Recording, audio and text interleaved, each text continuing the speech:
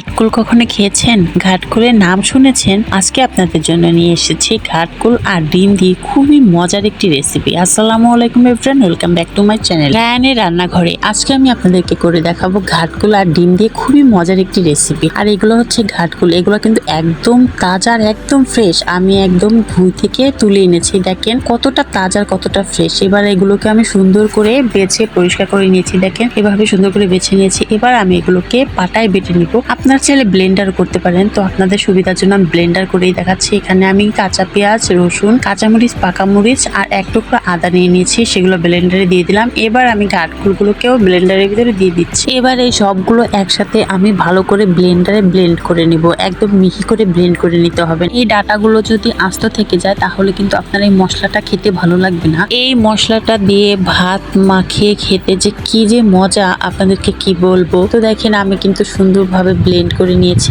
একদম মিহি হয়ে গেছে। দেখেন এর ভিতরে কোনো রকম কোনো গোটা বা আস্ত কিচ্ছুই নেই। তো আমি এগুলোকে নামিয়ে নিলাম। এবার আমি কড়াইতে দিয়ে দিলাম পরিমাণ মতো তেল। তেলটা গরম হয়ে গেছে, এর ভেতরে আমি ডিমগুলোকে সুন্দর করে ভেজে নেব। তো ডিমগুলো দিয়ে আমি ভালো করে একটু কড়া করেই ভেজে নেব, কারণ এগুলা হচ্ছে হাঁসের ডিম, একটু কড়া করে ভাজবে, না হলে কিন্তু খেতে ভালো লাগবে না। ডিমটা আমি সুন্দর করে ভেজে নিয়েছি, এবার ডিমটাকে আমি নামিয়ে নিচ্ছি। একই তেলের ভিতরে আমি বেটে রাখা মশলাগুলো দিয়ে দিব, দিয়ে আমি মশলাগুলোকে ভালো করে নেড়ে চেড়ে তেলের সাথে মিশিয়ে নেব। দেখেন আমি সুন্দরভাবে তেলের সাথে মশলাগুলোকে মিশিয়ে নিলাম। এবার দিয়ে দেবো স্বাদ মতো একটু লবণ আর পরিমাণ মতো একটু হলুদের গুঁড়ো দিয়ে মশলাটাকে আমি আবারও ভালোভাবে নেড়ে চেড়ে মিশিয়ে নিচ্ছি। এই মশলাটা কিন্তু একদম ভাজা ভাজা করতে হবে, মশলার ভিতরে কোনো পানি থাকা যাবে না। এবার আমি এর ভিতরে দিয়ে দিব জিরা গুঁড়া, এলাচ গুঁড়া আর হচ্ছে গরম মশলা গুঁড়া। আবারও দিয়ে ভালো করে নেড়ে চেড়ে আমি মিশিয়ে নিচ্ছি। জানেন না এই মশলাটা দেওয়ার পর যে এত সুন্দর একটি ফ্লেভার বেরিয়েছে, কি বলবো আপনাদের। আপনারা কাছে না থাকলে বা না খেলে বুঝবেন না যে এটা কতটা টেস্ট এবং কতটা টেস্টি একটি খাবার। দেখেন সুন্দর করে নিচ্ছি, কিন্তু একদম ভেজে নিচ্ছি।